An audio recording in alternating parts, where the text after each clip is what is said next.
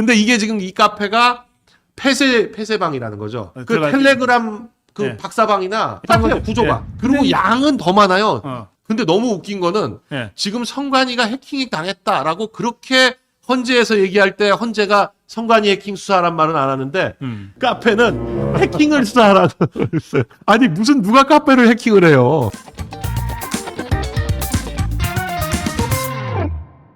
오늘 그리고 이제 헌재 지금 재판이 진행 중인데 네. 또 아주 중요한 뉴스가 하나 나온 게 조태용 원장이 이 홍장원이 박지원, 박선원을 통해서 7차례나 인사청탁을 했다. 네. 근데 이거는 단순히 그냥 증언이 아니고 이건 엄청난 문제인 게 이 청탁을 했다는 것 자체가 그냥 바로 청탁금지법 위반이거든요. 당연하죠. 네. 그래서 이거는 그냥 바로 고발하셔야 될 문제입니다. 이게 그리고 단순히 그냥 어디서 흘러나온 얘기가 아니라 헌재라는 엄청난 법정에서 조태용 국정원장이 직접 증언한 거기 때문에 네. 이거 저 사람이 이 발언이 가지고 올 파장을 몰랐을 리가 없어요. 이건 뭐 박지원, 박선원에 대해서 현장에서 고발하는 거나 마찬가지인데 예. 저걸 저렇게 헌재 증언에서 얘기했다는 건 홍장원, 박지원, 박선원에 대해서 바로 수사해야 될 문제다. 당연하죠. 네. 이건 무조건 청탁금지법에 위반이 되는 거고, 저게 홍장원이 박지원이나 박선원한테 돈을 줬건 안 줬건 상관이 없습니다. 이건 무조건 그냥 청탁금지법에 위반되는 사안이기 때문에 특히 바로 수사돼야 된다. 저 홍장원이가 네. 국정원에 쭉 있었잖아요. 네. 뭐 주로 해외 파트에 있었는데. 국정원에 30년 있었다고 하더라고요. 그러면 박지원이가 국정원장 할 때, 네. 또 박선원이가 기조실장 국정원의 할 때. 기조실장 할 때도 네. 국정원 직원이었다는 거 아니에요? 네. 그리고 아마도 박지원이나 박선원이보다는 아래급이었겠죠. 그때 영국 공사였습니다. 네, 그러니까. 2017년부터. 그러면 이자가 그런 예전의 인연을 쫓아서 네. 박지원이하고 박선원이 통해서 청탁을 했다는 거니까. 네. 뭐 이거는 빼박이죠. 예, 이거는 청탁을 한 홍장원이나 네. 청탁을 받고 그것을 만약에 행동했다면 박지원이나 박선원이나 다 감옥에 가야 될 일이죠. 지금 홍장원의 행적이 지금 점점 밝혀지고 있는데 12월 4일 새벽에 그러니까 네. 12월 3일 저 계엄령이 있었는데 12월 4일 새벽 그러니까 계엄령 해제되고 얼마 되지 않아서 한두 시간 내에 바로 박선원이 바로 박선원하고 메시지를 해요. 그러니까 저게 네. 홍장원이 저자가 네. 그 한동훈이한테도 당신 체포하려고 했다는 식으로 그게 12월 5일 저녁입니다. 제보를 했잖아요. 김종혁한테 자, 제보한 그러면 겁니다. 네. 저 급박한 상황에 저런 식으로 메시지를 주고받고 뭘 왔다 갔다 할 정도면 네. 평소에 일면식도 없던 관계일 수가 없잖아요. 그럼요. 당연히 김종혁하고는 마포고등학교 선후배 매우 관계. 매우 가깝거나 오랫동안 뭔가 관계가 맺어진 사이니까 네. 그 연장선에서 저런 급박한 상황에 저런 민감한 메시지를 주고받았을 거 아닙니까? 네. 그러니까 홍장원이와 박선원의 관계나 또는 홍장원이와 박지원의 관계나 또는 홍장원이와 한동훈의 관계, 네. 뭐 직접 관계일 수도 있고 뭐 아내들을 통한 관계일 수도 있는데 네.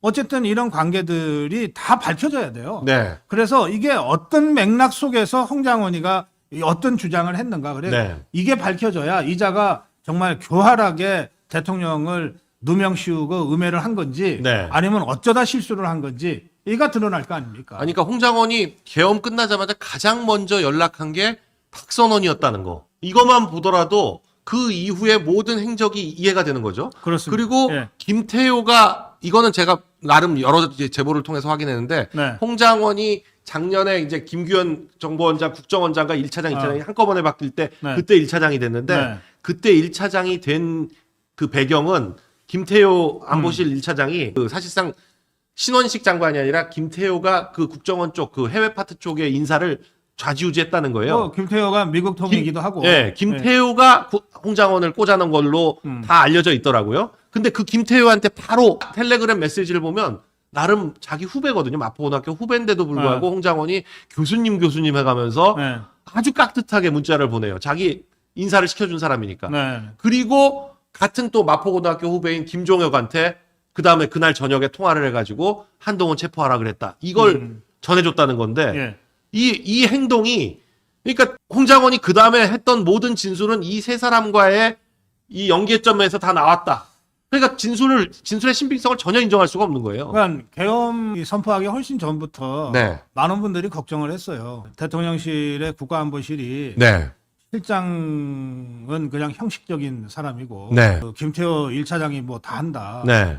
그러니까 다 한다는 것 속에 가장 핵심적인 게 인사죠. 인사잖아요. 인사. 예. 그러니까 이제 김태호가 이제 미국 통이고 네. 오랫동안 그쪽에 일을 했기 때문에 군사통이고 이게 국정원의 1파트, 네. 그러니까 해외 파트는 김태호의 입김이 작용했을 가능성이 많고 네. 그런 정황들을 쭉 짚어보면 네.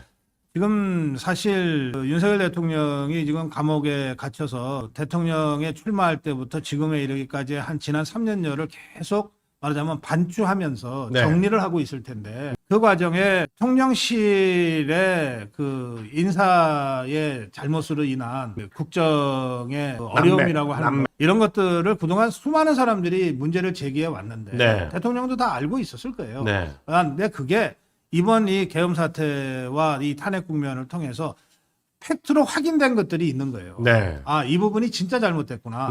이런 것들을 다 좀 잘 정리하고 있을 거라고 생각합니다. 네. 그러니까 이게 그 독버섯인지 식용버섯인지 이런 얘기들 많이 하는데 아, 맞아요. 예, 지금 아주 대표적인 독버섯이 홍장원이었던 거죠. 네, 그리고 그렇습니다. 곽종군이었던 겁니다. 예. 이 곽종군이라는 사람이 그렇게 독버섯인데 그게 또 김병기하고 그렇게 직방으로 김병주인가요? 김병주죠. 예. 네, 김병주하고 그렇게 직방으로 연결이 되는데 네. 그 사람을 이렇게 신뢰를 해가지고 특전사, 정보사, 수방사 이렇게 해가지고 했다는 거. 네. 그러니까 그 정보가 다 빠져나가서 김민석이 8월부터 그 난리를 쳤던 거 아닙니까?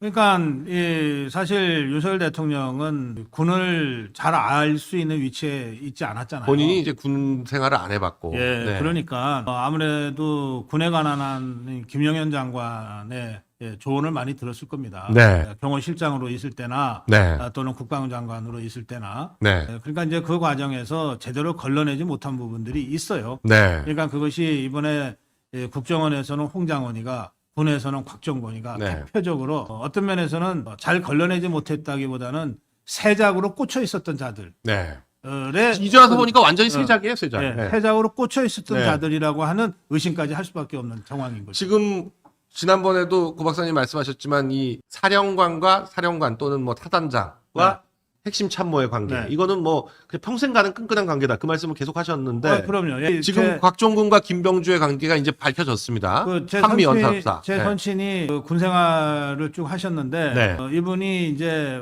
여러 부대를 거치지만 맨 마지막에 거쳤던 게 6사단 네. 화학참모입니다. 네. 그러니까 그 6사단 화학참모로 있을 때 같은 참모, 사단장. 참모들과 하고 사단장과. 사단장. 이 모임은 지금도 있어요. 네. 아버님은 돌아가셨지만 그 사모님들 네. 모임은 지금도 있어요. 그럴 30년을 정도로 하시는 거네요, 그럼. 그럴 정도로 끈끈하거든요. 네. 그러니까 뭐 인간들이 못났다 해도 네. 이 김병주라는 자의 핵심 참모로 곽종근이가 역할을 했다고 하면 네. 이 둘의 관계는 이번 사태가 어떻게 규결이 되든 아마 끝까지 갈 거예요. 네. 저것들도. 그런 밀접한 관계인 데다가 그 김병주가 12월 5일 날 미리 곽종원이한테 전화해서 네. 야, 내가 내일 위병소로 갈 테니까 너 그냥 모른 척하고 있다가 나와라. 네. 그래서 위병소에 나와서 나랑 같이 네 사무실로 가서 그렇게 해서 얘기를 하자. 내 유튜브 생방송을 하자. 네. 내가 이렇게 질문하면 너는 이렇게 답변해라. 네. 이런 걸 다 해주고 그대로 했다는 거 아니에요. 근데 이거를 이 군의 그런 특수관계를 아는 분들은 김병주가 현역 국회의원인데다가 네. 야당의 최고위원이면서 곧 집권할 것처럼 네. 그리고 대통령은 이 계엄령 발동 후에 막 탄핵 국면으로 가고 있는 상황에서 김병주가 곽종건이한테 그렇게 요구를 했을 때 네. 또는 회유를 했을 때 곽종건이가 그거를 거부하기는 진짜 어려웠을 거다. 네. 예, 그렇게 아마 다들 생각하게 되는 거죠. 지금 그래서 홍장원도 그렇고 곽종근도 그렇고 전부 고발이 됐는데 네. 특히나 곽종근을 회유한 거 이건 아주 정황이라든지 뭐 진행 상황이라든지 이런 것들이 너무 명확하게 지금 드러나고 있습니다. 예. 김현태와 곽종근의 증언 등을 통해 가지고 확인이 네. 되고 있어서 지금 김병주, 박범계, 부승찬 뭐 이런 사람들을 전부 위증교사로 고발이 됐다. 네. 우리 또 이종배 시의원이 또 열심히 또 고발을 했네요. 위증 교사죠. 네, 위증 교사. 교사를 한 거지. 네, 위증 교사입니다. 네. 지금 이재명이 공직선거법도 있지만 1심에서 무죄 받은 네. 그 사건이 이제 위증 교사 사건 아니에요? 네, 네. 그거 2심에서 이제 어떻게 나오냐? 그것도 사실 관심사인데 지금 그 위증 교사입니다. 그래서 조태용 국정원장이 또 아주 또 황당한 얘기를 해놨네요. 홍장원이 그때 분명히 메모를 쓸 때 공간 앞에서 국정원장 공간 앞에 공터에서 주차장 공터에서 네, 주차장 공간에서 이렇게 쓰느라고 네. 자기도 못 알아봤기 네. 때문에 정서했다고 했는데 네. 그때 공간은 무슨 공간이냐 본인 사무실에 있었다라는 얘기를 해놨습니다. 그러니까 홍장원은 다 거짓말인 거예요. 다 거짓말. 그러니까 이게 자기가 썼던 메모가 지가 봐도 못 알아볼 것 같아서 보좌관한테 정서를 시켰다. 그리고 원래 썼던 원본은 구겨서 없앴다 그랬잖아요. 네. 이 원본이 없었을 가능성이 많아요. 그렇죠. 원본이라는 게 없는 거죠. 예. 지가 본관 지 사무실에서 지가 못 알아보게 글을 쓴다는 건 말이 안 되잖아요. 네. 그럼 애초부터 이건 없었고 그냥 처음부터 새빨간 거짓말이었고 나중에 더 하나 만들어낸 어디서 건데. 정체불명의 네. 페이퍼 한 장 가지고서 대통령 내란죄로 누명 씌웠다 이 말이죠. 네. 근데 이게 지금 도대체 어떻게 홍장원은 저렇게 거짓말할 수 있느냐? 홍장원이라는 사람이 평생 블랙 요원이었어요. 그렇죠. 블랙 요원은 존재 자체가 거짓말이죠. 그렇죠. 하는 네. 말이 다 거짓말이고 네. 자기 스스로가 자기도 뭐가 진실이고 뭐가 거짓말인지 모르는 게 활동하는 게 블랙 요원이기 때문에 블랙 요원의 진술에 의거해 가지고 지금 이걸 밀어붙인다? 이거 자체가 지금 말이 안 되는 거죠. 그리고 저는 이제 저런 진술이 조태영 원장 입에서 나왔다는 것도 굉장히 주목해야 된다고 봅니다. 네. 뭐냐면 지금 조태영 원장은 국정원장으로 지금 증인 출석해서 진술하지만 네. 조태영 원장은 평생 외교관으로 잔뼈가 굵은 사람이에요. 네. 그러니까 외교관들의 특징 중에 하나는 뭐냐면 일시와 장소와 워딩을 정확하게 기억하고 정확하게 기록하는 사람들이에요. 네. 이게 왜냐하면 외교적인 문제를 다룰 때는 정말 아다르고 어다르잖아요. 네. 그리고 일시와 장소와 참석자 누구 어떤 워딩이라고 하는 것을 정확하게 하는 것이 보고서를 매일 쓰는 예, 게 그 사람들 그게 일이라고요. 외교관 초임에서부터 네. 훈련받는 거예요. 수십 네. 년 동안을. 음. 그런 사람이 지금 저렇게 진술하는 거거든요. 조태영 원장의 저 진술은 100% 사실에 근거한 것일 거다라고 네. 저는 믿습니다. 네. 지금 조태용 정부본장 국정원장이 홍장원이 얘기했다는 체포조 명단 메모라는 게 네. 한 개가 또 아니랍니다. 4개랍니다. 그리고 국회하고 헌재에서 메모와 관련해서 설명한 내용이 사실하고 전혀 다르다. 네. 이게 오늘 조태용 원장이 완전히 홍장원에 대해서 다 뒤집었네요. 그래서 지금 윤 대통령 측에서는 한덕수 총리하고 홍장원 다시 불러야 돼. 한덕수 총리도 네. 무조건 증인 신청해야 되고 다시 불러야죠. 예, 홍장원은 다시 불러야 된다. 무조건 다시 불러야 된다. 근데 이제 네. 저는 조태영 원장을 개인적으로도 좀 아는데요. 네.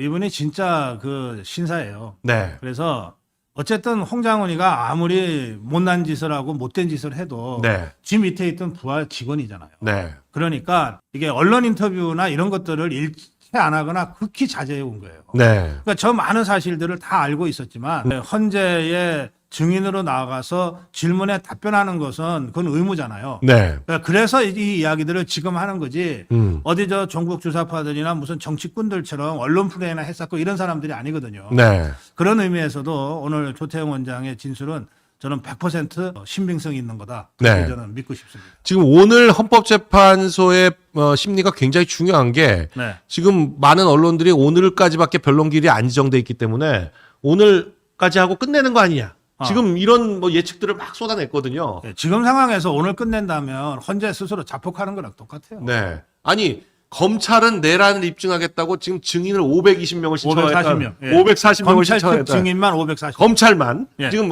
윤 대통령 측에서는 아직 증인 이게 기록 이거 증인 누구 나오는지도 모르기 때문에 네. 아직 안 했는데 검찰이 540명을 하겠다고 하고 있는데 네. 지금 헌재는 그 국회 측 증인 6명 네. 그리고 윤 대통령 측에서 한 20몇 명 하겠다 그랬는데 겨우 8명 받아주고 지금 재판 끝내겠다고 하고 있는데 14명으로 재판 끝내겠다는 거거든요. 네. 근데 그러고 나서 그걸로 안 되니까 공수처, 검찰, 경찰 기록을 전부 다 받아가지고 보겠다 이건데 공수처, 검찰, 경찰 내에 나왔던 이 증언들이 다 엇갈려요. 네, 검찰적 증인은 네. 520명이고 저는 오늘 변론 종결 못 한다고 생각합니다. 네. 그리고 다른 것도 있지만 네. 저게 문영배 저려가지고서 어떻게 심판할 수 있겠어요? 아니 문영배와 완전 관련해서 너덜너덜해져가지고. 문영배와 관련해서 지금 헌재 공식 입장은 빨리 수사해라 라고 하고 있는데 네. 그러면서 또 해킹 그 네이버 카페를 누가 해킹합니까? 그 네이버 카페 해킹을 수사하라고 해달라고 하는데 어찌 됐거나 좋다 아니, 이거죠. 이거 좋다고. 네. 그러니까 수사하니까. 네. 수사를 하면 됩니다. 네. 수사를 지금 목사방을 수사했던 서울지방경찰청 사이버수사대가 총동원 돼가지고 수사를 하는데 지금 문영배가 받을 수 있는 혐의가 제일 센 게 뭐냐면 아청법에 예. 아청법상 미성년자. 아청물 그러니까 미성년자 착취물 이거를 시청만 해도 네. 1년 이상의 유기징역입니다. 그러니까요. 예. 예. 근데 지금 저 안에 있는 2,000개가 넘는 그 음란물 중에 교복 입은 것들이 꽤 있어요. 예. 교복 입은 거는 그 당사자가 나이가 미성년자건 아니건 관계없이 이거는 아청법에 해당한다는 대법원 그렇죠. 판례가 명확히 있습니다. 네. 그 대법원 판례는 심지어는 사진이 아니라 만화, 네. 음란 만화인데도 교복 입고 있으면 아청법이다. 예, 맞아요. 예, 이런 판례가 있기 왜냐하면 때문에 왜 그런 판례가 났냐면 이게 이제 그런 식의 그 유사한 성범죄를 충동질 하거나 부추길 수 있기 때문에 아청법에 그게 대상이 되는 거예요. 네. 실제 성인이 그렇다 하더라도. 지금 이 아동 청소년의 성보호에 관한 법률 지금 11조 3항 그러니까 다른 뭐 센 죄 말고 그냥 적당한 죄로만 하더라도 네. 아동 청소년 성착취물을 배포 제공하거나 이를 목적으로 광고 소개하거나 공연히 전시 또는 상영한 자 그러니까 전시하고 배포한 거에 지금 딱 떨어지게 해당되거든요. 이 네이버 카페에 올라가 있다는 게 저거는 이제 네. 그 영상물을 주로 올렸다고 하는 강모 씨한테 딱 해당하는 해당되는 건데 네. 그러면 문영배는 뭐냐? 문영배가 올린 건 아니지 않냐? 네. 문영배는 봤을 거 아니에요. 봤을 가능성이 많아요.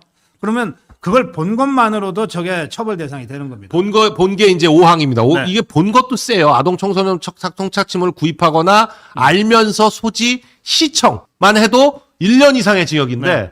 1년 이상의 징역이면 긴급 체포 대상입니다. 지금 저기 회원 수가 77명이라는 건데. 더구나 네. 저게 저 헌재 심리 중에 무슨 잠깐 1시간 동안 댓글 지우고 왔다는 거 아니에요? 그러면 이게 네. 증거인멸한 거예요. 증거인멸의 우려가 있습니다. 그러니까 이거는 이 불구속 하려고 해도 못해. 증거인멸까지 아니, 그리고 증거가 저 있기 때문에. 2,000개 그 음란물이 싹 다 싹 지웠거든요. 네. 아니, 그러니까 이건 뭐 누가 지웠건 간에 네. 만일에 본인 걸 지웠으면 증거인멸죄가 아니지만 남의 걸 지웠다? 그럼 당연히 증거인멸죄가 됩니다. 그래서 증거인멸죄와 저 아동 청소년 법률 요거 두 개만 갖고 고발하시면 돼요. 뭐 복잡한 다른 죄 필요가 없습니다. 저 죄로만 해도 어마어마하게 센 죄이기 때문에 네.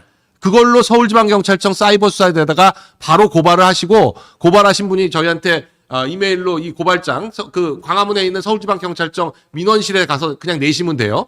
해서 하고 사진 올려주시면 저희가 또 바로 방송을 하도록 하겠습니다. 그러니까 당장 체포돼서 조사받고 구속되고 감옥에 갈 사람이 무슨 놈이 헌재 판결을 해. 그럼요. 아니 그리고 저 77명 모두 당연히 수사받아야 되는 게 저 네. 성적 욕망이나 수치심 또는 혐오감 유발할 수 있는 대화를 지속적 반복적으로 한 것만으로도 3년 이하 징역입니다. 예. 그러니까 저 대화방 그 유머방하고 예. 이 안에 보면 댓글 이런 걸로 예.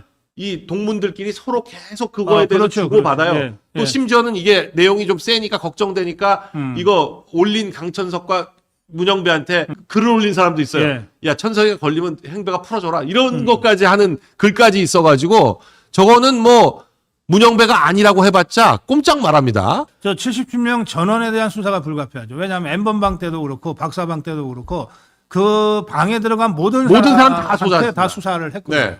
그러니까 77명 전부 수사해야 됩니다. 네. 근데 너무 웃긴 거는 네. 지금 성관이가 해킹이 당했다라고 그렇게 헌재에서 얘기할 때 헌재가 성관이 해킹 수사란 말은 안 하는데 이 카페는 해킹을 수사하라고 했어요. 아니 무슨 누가 카페를 해킹을 해요. 근데 이게 지금 이 카페가 폐쇄방이라는 거죠. 예. 그러니까 등업을 해야 그 카페 내에 들어와서 등급을 해야 안에 있는 내용을 볼 수 있도록 그렇죠. 돼 있어서 그러니까 동문이라고 하는 걸 확인해야 네. 그 들어갈 수 텔레그램 그 네. 박사방이나 예. 지금 이번에 목사방하고 네, 비슷한 똑같아요. 거죠. 구조가. 예. 구조가 똑같습니다. 네. 텔레그램에서 했냐 네이버 카페에서 했냐 그 차이만 있을 뿐이지. 그리고 근데 양은 더 많아요. 수천 개라는데 박사방에 올라온 것보다 더 많아 양이. 근데 저 사람들 참 제가 웃기는 게 네. 저는 사실 컴맹에 가까운데 네. 저도 알아요. 저걸 지운다고 해서 진짜 없어지는 게 아니라는 거예요. 네. 근데 저들이 얼마나 급했는지 다 삭제하면은 끝나는 줄 알아봐. 네이버 저기 그 서버 가서 압수수색하면 그냥 그대로 다 나옵니다. 지금 문영배가 자기 댓글 다 지웠는데 어제 네. 지워봤자 저 댓글 언제 며칠 날 어떻게 됐고 이미 문영배가 저 카페에 몇 회 들어왔는지까지 다 나와 있어요. 글쎄요. 300회 이상 저 카페를 로그인해서 돌아다녔다는 거가 이미 기사화가 다 돼 있습니다. 네. 지가 이게 자주 가는 카페로 등록돼 있다고 지가 댓글에다가 올렸다면서. 네. 예. 그 그것도 댓글 가지고 올렸죠. 네. 그리고 자주 가는 카페로 돼 있다는 것까지 있고요.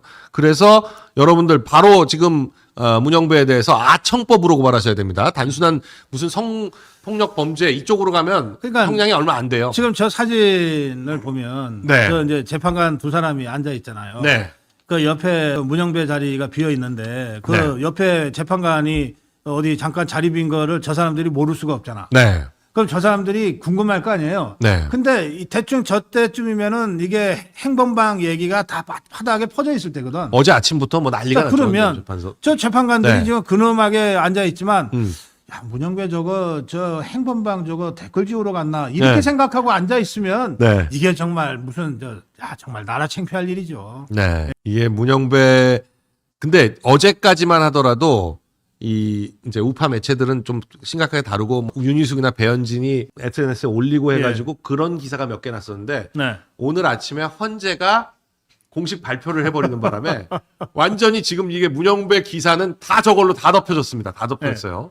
네. 그런데 사실 문영배뿐만 아니라 이미선도 주식뿐만 아니라 네. 지금 그 방배동에 재건축하고 있는 딱지. 그 딱지. 예. 그러니까 주식으로 엄청나게 40억 이상의 돈을 번 다음에 아니 이게 뭐 너무 명백한 게 2004년 3년인가 처음 재산 등록할 땐 두 부부가 합쳐가지고 2억이었는데 네.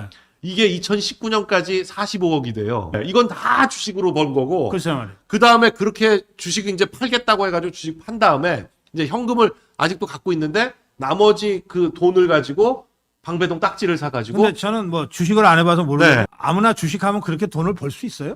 말이 안 되는 거죠. 그럼 어떻게 해야지 그렇게 큰 돈을 갑자기 벌 아니 근데 그게 주식으로? 그 주식은 정말 웃긴 게 예. 이 사람들이 집중적으로 투자한 주식이에요. 주식 거래의 80%를 OCI 그룹에 아하. 삼광글라스하고 이테크 건설에다 집중해서 사고 팔고 몇 천회 했다는 거거든요. 어, 오충진뿐만 그래요? 아니라 이미선도 몇 천회씩 보통 거래를 했어요. 저는 잘 모르지만 네. 우리 저 주식 전문가들은 그냥 사놓고 네. 그냥 놔둬라 네. 그래야 돈이 된다 그러잖아요. 계속 사고 팔면은 그 뭐라 그럽니까? 그거 네. 그때마다 돈 나가잖아요. 네. 예. 그래서 손해 난다 그러던데. 그거는 이제 그냥 이 주식에 대해서 이 개미들이 잘 모르니까 하는 소리고 실제로 주식으로 돈을 버는 사람들은 엄청나게 사고 팝니다. 단타. 네, 엄청나게 사고 팔고 하고 근데 그거는 내부 정보 같은 거 확실한 게 있어야 없으면 내부- 그리고 감히 그렇게 못하죠. 내부 정보 없는 사람이 주식을 해가지고 돈을 번다? 음. 그거는 그냥 환상에 가깝죠. 음. 환상에 가깝고 특히나 저기는 말이 안 되는 게 예. 제가 예를 들어서 말씀드리면 저 OCI 그룹은요. 심지어 지금 OCI 그룹의 이제 이우현이 회장이고 이우정이 동생인데 이우정이 태양광 쪽을 맡아가지고 전부 했었는데 예. 이 태양광이 중국산 저가 때문에 예, 망했어. 망해버렸어요. 예. 그래서 이우정은 지금 사실상 알거지. 신용불량 상태. 어. 거기다 담보에 저 연대 보증으로 서명하고 뭐 이런 바람에 신용불량 상태예요. 네. 그러니까 오너도 망했습니다. 어. 오너도 망한 회사인데 어허. 이 오충진과 이미선은 그 OCI 그룹의 이테크, 그러니까 딱 OCI가 아니라 OCI 밑에 삼광글라스와 이테크를 주로 거래를 했는데 기가 막히게 사가지고 기가 막히게 팔고. 하는 타이밍이 딱 떨어지게 최고조 올랐다가 딱 떨어질 때 그때 딱 팔아요. 그 다음부터 쳐다보지도 않아. 오너들은 못 팔잖아요. 오너들은 그렇지, 못 파니까 그냥 떨어져도 어떻게 그냥 어허. 갖고 있는 거예요. 그러니까 오너는 망했어. 어허. 저 회사들 상장 폐지되고 그랬거든요. 근데 여기는 기가 막히게 팔아가지고 딱 그 다음부터는 또 주식 거래 안 해. 그러고는 딱지사.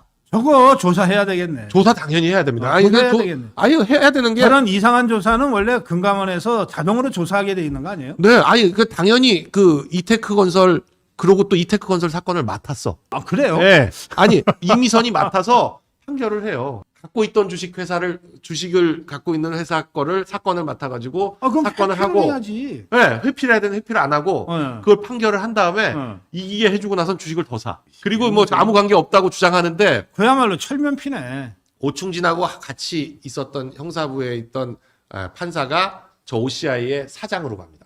변호사가 되면서. 그래요? 그러니까 내부 정보를 당연히 들을 수 있는 관계예요. 야, 이 판사들 왜 이래? 아니 그러니까 이거는 저때 헌법재판관이 되는 바람에 검찰이 수사를 안 했지만 아하. 이미선이 딱 그만두고 나와서 저 주식 관련한 거를 조금만 들여다보면 지금 제가 말씀드린 내용은 다 기사에 있는 내용이에요.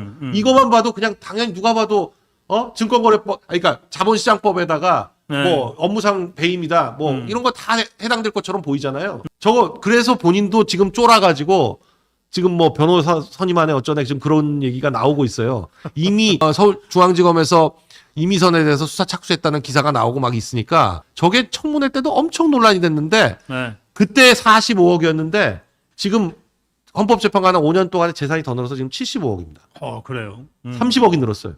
아니 헌법재판관 하면서 뭘로 그렇게 늘어? 말이 안 되죠. 그러네. 남편이 뭐 변호사에서 돈 번다? 그 세무 신고한 거 보면 얼마 되지도 않아요. 다 나와요. 얼마 되지도 않아요. 순전히 주식과 부동산을. 아니 그리고 자기네 주식하고 부동산하고 무슨 사건 변론이나 제대로 했겠어요. 네. 시간이 없어서. 지금 어나니머스님이 요거 좀 더 설명을 하는데 그런 우량주가 아니고 시총이 500억 정도밖에 안 되던 소형주였다. 이테크나 담당하는 저기에 그렇게 큰 금액을 넣는 거는 대주주도 불가 넣어가지고 확실한 정보 없이 할 수가 없다. 내부 정보 네. 몇억 원어치씩 사거든요. 500억밖에 안 되는 주식을 몇십억, 20억씩 사요. 그러면 이제 거의 대주주가 돼요. 그렇지. 4% 이상 되면 대주주인데 완전 작전이었네. 예, 저런 걸 작전 세력이라고 그러잖아. 100% 내부자 거래고 지금은 84억 됐다는 얘기가 있습니다. 그러니까 지금 아이가 헌법재판소에서 제일 돈이 많더라고요. 이런 진짜 이거는 바로 이미선은 헌법재판소만 그만두면 바로 저거 지금부터 고발을 하셔야 됩니다. 저런 것들을. 지금 여론조사 결과가 심상치 않은 것이 호남에서도 맞아요. 예. 네. 호남에서도 국힘 지지율이 더 높게 나온 여론조사가 있단 말이에요. 전 이런 거는 난생 처음 봤습니다. 저는 저거요. 네. 저는 저거 사실이라고 보는데요. 이런 생각이 들어요. 네. 호남도 사람 사는 데 아니에요. 네. 그러니까 호남 사람들 입장에서 한번 생각을 해봅시다. 네. 호남 사람들 입장에서 아니 뭐 저 보수가 5.18 광장에 와서 탄핵 저지 집회 하겠다 그러면 네. 한번 해라 그러면 네. 얼마나 와서 하는지 보자. 아니 그리고 허가를 해주면 그만이지 뭘 그걸 집회를 뭘 금지를 하고 네. 그 바람에 금남로에서 집회가 더 대규모로 네. 처음에 1,000명 했다가 이제 지금 그것 뭐- 때문에 지금 다들 더 열받아서 아니, 지금 더 간다 지금 그러고. 제가 보기에는요. 네. 저희 고성우 TV 그 아미고 그 회원들 있잖아요. 네. 제가 계속 듣는 얘기가 구미에서만 버스 5대 간대요. 부산에서도 버스 5대인가 간대요. 그러니까 세이브 코리아에서 처음에 1,000명 했다가 10,000명으로 늘린 게 그게 괜히 하는 게 아니라 대충 이렇게 어디서 뭐 이게 그렇죠. 이거는 세이브 코리아 회원들도 아니에요. 네. 네. 아니 그러니까 세이브 코리아가 집계한 10,000명 안에 들지도 않은 거잖아요. 그렇죠. 다들 네. 너무 막 화가 나는 거야. 그래 좋다. 너네가 못 오게 해. 그러면 내가 가주마. 네. 이렇게 된 거란 말이에요. 근데 이 상황을 호남 분들, 광주 분들이 보면 그 기분 좋겠어요? 또 아니 광주 그 민주화 운동 아니에요. 그러니까 네? 민주주의를 지키겠다고 그거 했다는 거 아니야. 아니 와서 시위해라, 집회해라. 네. 네. 광주는 그런 곳이다. 아니, 표현 집회 시위의 자유가 그 자유의 제일 최우선인데. 이게 광주 사람들의 최소한의 자존심이지. 네. 거기에다가 무슨 쓰레기장을 주소를 올려? 네. 거기에다가 무슨 저 전남대 무슨 교수라는 자는 무슨 2030 말려 죽이라고. 말려 비티를 이게. 네. 그러니까 이런 것들이 계속해서 나오니까 쪽팔리는 거야. 네. 광주 사람들인들 자존심이 없겠냐고. 네. 쪽팔리는 거지 지금. 저런 것들이 이걸 뭘 우리 지역을 대표한다 그래? 그러니까 화나서 저는 너네 같으면은 내가 지지하겠냐? 네.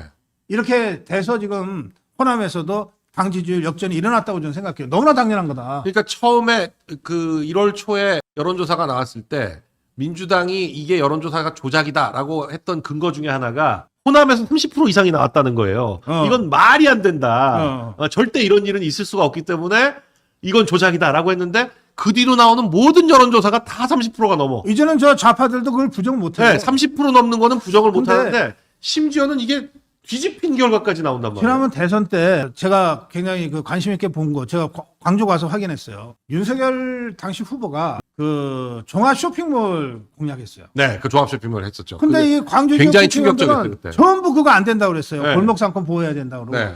그때 제가 광주에 가서 직접 그 광주 분들하고 만나서 얘기할 때 그 부분에 대한 원성이 엄청 높더라고.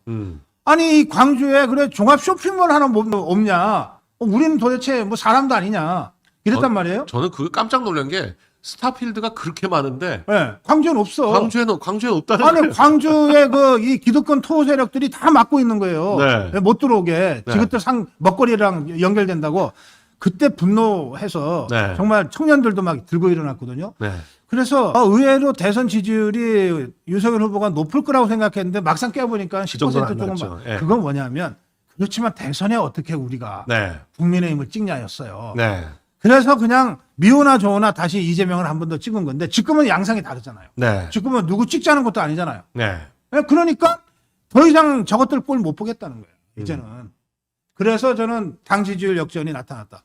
저기서 윤석열 대통령 지지 조사하면 당연히 40% 이상 나올 거라고 저 봅니다. 아니 국민의힘 지지율보다는 무조건 더 나오죠. 무조건 더 높게 무조건 더 나오니까. 나오죠. 예. 예. 지금 사실 국민의힘을 지지하는 게 아니라 저 대통령을 지지율은 지지하는 대통령을 지지하는 대통령 건데 지지하는 대통령 지지율을 안 물어보니까 국민의힘을 지지하는 걸로 그래서 나오는 이번 거니까. 주말에 광주가 정말 뒤집어질 거라고 봅니다. 네. 근데 저도 기차 타고 가려고 그랬더니 기차표가 다 팔려서 다 매진됐어요, 지금. 네, 다 팔려서 살 수가 네. 없어요. 그래서 이거 차로 가면 시간이 많이 걸리는데. 근데 그 차로 오는 게 좋대요. 아, 가서 또 좀 이렇게 돌아다니고 그렇지. 또 이렇게 식당도 다니고 그 동네가 네. 워낙 네. 이 맛집들이 좋으니까. 네, 뭐 맛있는 거 좀 먹고 다니고 토요일 날 네. 광주 집회하고 네. 그리고 좀 여유 있게 올라오는 길에 네. 좋은 곳들 풍광 좋고 맛 좋은 데 들러서 네. 이렇게 하라는 거예요. 그리고 이 얘기를 하더라고요. 광주 상인들한테 어. 또 이렇게 그러니까 이 얘기를 하더라고요. 네. 가서 사투리 써라. 경상도 분들은 경상도 사투리, 충청도 분들은 충청 사투리를 써서 광주 호남 분들한테 다른 지역에서도 이만큼 관심 갖고 있다. 네. 이걸 보여주고 와야 된다. 이런. 근데 광주 분들도 몇천 명은 나올 거예요, 최소한. 당연히 네, 나옵니다. 몇천 명은 나올 겁니다. 지금 뭐 전국에서도 몰려가지만 저희 고성호 TV 팬클럽이 제일 센 곳 중에 하나가 호남입니다. 네. 거기 100여 명 넘는 우리 아미고 회원들이 있는데요. 그분들 진짜 전투적이에요. 그리고 무슨 집회를 할 때 광주라고 해서 눈치 보고 그런 거 없어요. 네. 당당하게 깃발 세워놓고 태극기 세워놓고 하거든요. 네. 예, 그런 분들이 대거 저는 광주 집회 금남로로 몰려 나올 거라고 생각합니다. 네. 지금 사실 이제 탄핵 찬성 집회를 또 5.18 광장에서 하겠다. 네. 하기들 그러고 있는데 아니 그거 해주면 좋지. 네, 이번에 비교가 돼야 됩니다. 네, 비교가 되게. 광주에서 반대 집회가 찬성 집회를 압도했다. 아니 뭐 압도까지는 아니더라도 만일에 찬성 집회보다 반대 집회가 누가 봐도 더 많이 했다. 이건 어마어마한 뉴스 아니에요? 압도할 거예요, 저는. 저는 네. 그렇게 봅니다. 압도할 거예요. 압도할 걸로 보여요. 지금 네. 저 이재명이가 뭐 더불어민주당 총동원령 내려봤자 네. 10분의 1도 안 되잖아요, 광화문에. 아니 그러니까 총동원령을 내렸는데 지난주보다 더 줄어요. 그러니까 네. 쪽팔리니까 총동원령을 안 내렸대. 네, 내려놓고는 이제 안 내렸다고. 아니 광주에 총동원령 내려보라고. 어떻게 되나? 그러니까 그런 거죠. 돈 안 주고 동원령만 내리면 안 보이는 거지. 아, 윤 대통령이 직접 조태용 신문하겠다고 그러니까 또 불어했네요. 이 문영배 진짜 개판입니다. 개판. 아니 저 형사 재판에서도 피고인이 직접 신문하는 거는 절대 안 맞거든요. 그럼요. 네. 이건 말이 안 되는 겁니다. 변호인이라는 건 우리 네. 강수 변호사. 변호인은 대리인이에요. 대리인. 본인의. 그래서 법률 대리인이라고 쓰잖아. 네. 그러면 아니 내가 직접 주인이 직접 하겠다는데 당신은 안 되고 대리인만 해. 네. 이게 말이 되냐고. 아니 지금 이 사건이 윤석열 대통령 피청구인 윤석열 대통령에 대한 사건인데, 그러니까 대통령이 무슨 뭐 어떤 기관의 대표로서 나온 것도 아니고 그냥 윤석열 사건 대통령이 당사자예요. 사건 당사자. 아니 소송이라는 건 당사자가 하는 거지 대리인이 하는 게 아니거든요. 그럼요. 대리인은 당사자를 그냥 돕기 위해서 하는 겁니다. 극단적인 경우에는 대리인 없이도 당사자가 재판을 받을 수 있어요. 네, 다 그렇게 하죠. 나 보통. 변호사 없이 네. 그냥 내가 할래요. 그러면 네. 내가 하는 거야. 어떻게 당사자의 발언을 막어? 저런 식으로 진행하면 지금 뭐 윤 대통령 변호인단은 결심을 해야 됩니다. 변호인단이 22명이 지금 돼 있는데 다 사퇴를 해버리면 저 헌재 재판 진행 못 하거든요. 예. 네, 그 언제는 변호인 강제주의를 취하고 있어서 변호인 없이는 재판 그러니까 진행 저는 못 이렇게 해요. 했으면 좋겠어요. 네. 다 사퇴해. 네. 그런데도 헌재가 계속 하겠다 그래. 네. 그러면 그럼 좋다. 내가 나가서 할게. 대통령 혼자 나가. 네. 그럼 그것까지 발언 못하게 하지 못할 거 아니야. 네. 대리인 없이 이 피청구인 윤석열 대통령 혼자만 딱 나갔어. 네. 그리고 증인들 나왔어. 내가 네. 질문할게. 그럼 내가 질문할 수밖에 없잖아. 네. 그렇게라도 가자는 거예요. 지금 대통령 변호인단이 중대 결심하겠다라고 하는 게 저 중대 결심이 이제 전원 사퇴를 얘기하는 겁니다. 네. 전원 사퇴하면 절차적으로 봤을 때 이제 대통령한테 소환하고 변호인 선임해라고 권고하고 안 하고 있으면 국선 변호인 선임해야 되거든요. 그러니까 변호인 없이는 재판을 못 하도록 네. 돼 있으니까 국선 변호인 선임하고 국선 변호인이 준비해서 나와야 되고 이러면 한 달 그냥 갑니다. 그리고 또 재판 기록 다 봐야지. 재판 기록 보겠다고 하고 네. 그랬는데 국선 변호인 선임했는데 재판하려고 할 때 다시 변호인단이 선임해서 들어가면 네. 또 그것 때문에 또 늘어지거든요. 다시 해야지. 그러면 그런 식으로 만일에 윤 대통령 변호인단이 재판을 이재명처럼 지연하겠다고 마음을 먹으면 헌재 재판관 진행 못 해요. 아니 이재명은 지금 이 공직선거법에서 그렇게 막 소송 서류 안 받고 막 별 이상한 짓 해가면서 지금 거부하고 그러니까. 윤 대통령도 구치소에서 소환장 왔는데 안 받아요. 안 받아. 그러면 소환의 효력이 없어지거든요. 그런 식으로 만일에 끌기 시작하면 대통령은 충분히 끌 수 있어요. 대통령은 그렇게 아주 얍삽한 짓은 안 했어요. 그렇게까지는 안 하는 거죠. 지금 당당하게 자신의 입장을 밝히겠다고 하고 있는 거 아니에요. 네. 이거를 못하게 만든다는 거는 이거는 재판 안 하겠다는 거랑 똑같잖아요. 네. 그래서 저는 지금 헌재한테 정말 이 마지막 경고라고 생각하는데요. 네. 이런 식이면 국민이 들고 일어날 수밖에 없다. 네. 이거 정말 이른바 국민 저항권을 발동시키고 있는 거다 지금 헌재가. 저는 이때 인용하고 싶은 게 문재인이 네. 2016년, 17년에 했던 발언이 있습니다. 어. 헌재에서 만일에 탄핵이 기각되면 그거 혁명밖에 없어. 혁명밖에 없다. 아니 그 말을 그대로 하고 싶어요. 아니면 아니고 이건 뭐 이렇게 지금 그 전한길 선생이 탄핵되면 헌재를 휩쓸겠다 그랬더니 네. 내란 선동이라고 또 내란 고발했거든요. 선동. 민주당이. 그러니까 우리도 이 헌재에 대해서 경고한다 그러면 또 이 근데 내란 선동이라고 고발당할 것 같은데. 한길 쌤이 한 말이 네. 뭐냐면 제2의 4.19 혁명이 일어날 것이라 이랬잖아요. 네. 저게 왜 내란이야? 네. 대한민국 헌법 전문에 있는데. 네. 4.19 혁명 혁명 정신으로 이어받아. 헌법을 만들었는데. 아니 헌법 전문 얘기했다고 내란이라고 뭐라? 네. 이런 무식한 것들. 아니 죄를 덮어 씌우려고 해도 뭐 적당한 걸 잡아야지. 대한민국 헌법 전문에 있는 발언을 한 걸 갖고 내란죄라고 그러면 어떡하는 거야 도대체. 네. 자, 오늘 뭐 우리 고성국 박사님과 제가 뭐 흥분하지 않을 수가 없습니다. 이 헌법 네. 개판소가 개판을 만들고 아니 있는 건 화날 땐 진짜 화좀 네. 내야 돼. 네. 네, 우리 자유파가 너무 얌전해가지고 그냥 네. 화가 나도 꾹꾹 참고. 절차적 거 뭐 지켜주고 뭐 이렇게 예의 차리고 이게 다가 아닙니다. 진짜 우파가 화가 나면 어떻게 이 변화하는지 보여줘야 됩니다. 우리 강현수 변호사도 혹시 그럴지 모르겠는데 저 수첩이 있어요. 네. 예, 왜 치부책이라고 그러잖아. 네. 예? 제가 지금 하여튼 책을 수첩을 쓰고 있어. 이름 적고 있어요. 예, 이름 적고 있어. 나쁜 놈들 오동훈이 문영배니 지금 한 237명인가 돼. 네. 아, 많아. 한꺼번에 싹 쓸어버려야 돼요. 저걸 한번 보시죠. 뭐 혁명밖에 없다. 맞습니다. 지금 이제 헌법재판소가 저렇게 개판치면 혁명밖에 없어요. 헌법재판소 한 줌밖에 안 됩니다. 지금 네. 우리는 저 문재인이 저거는 말이에요. 네. 기각 결정하면 하면서 인용하라고 압박한 거 아니에요? 네. 우리는 그것도 아니에요. 네. 공정한 재판을 좀 받게 해달라 이거예요. 네. 무슨 인용이나 기각이다 우리 이런 얘기 안 해요. 네. 그러니까 공정하게 법 절차대로 적법 절차에 맞춰서 공정하게 재판 좀 하게 해줘. 네. 대통령 방어권 좀 보장하게 해줘. 대통령도 국민이야. 대한민국 국민으로서의 방어권만 좀 보장해줘. 이거 아닙니까? 네. 지금 이영림 지검장 네. 주장 딴 거 아닙니다.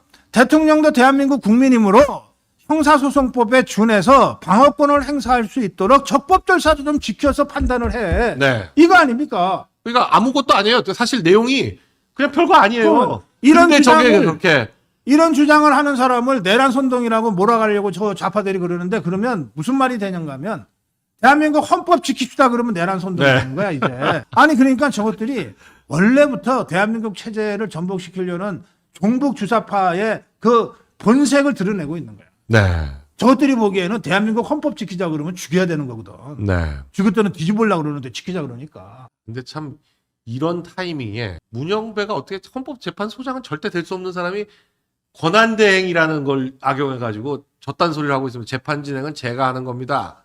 그러면서 뭐 하여간 한마디 하는 거마다 진짜 미움살 얘기만 해요. 저희 문영배 저거 이제 곧 행범방 사건으로 법정에 설 것 같은데 네. 젊은 판사 세워가지고서 네. 재판 진행은 내가 하는 겁니다. 이거를 꼭 저자한테 되돌려줘야 돼. 문영배가 강천석 좀 신문하려 그러면 하지 마세요. 변호인만 해요. 재판 진행은 내가 하는 겁니다. 네. 아니 지금 대통령을 체포했던 그런 논리로 하면 네. 문영배는 체포영장 받아가지고 체포부터 해야 돼요. 당연하죠. 네. 예. 문영배에 대해서 서울지방경찰청 사이버수사대는 체포영장을 신청해가지고 체포영장을 받아서 아니 그냥 긴급 체포를 해야 됩니다. 긴급 체포를. 네? 김용현 장관 지금 긴급 체포했듯이. 증거 자꾸 없애고 있잖아요. 네. 증거를 지금 바로 다 없애고 있는데 당연히 체포를 해야죠. 긴급 증거인멸의 우려가 있으니까. 네.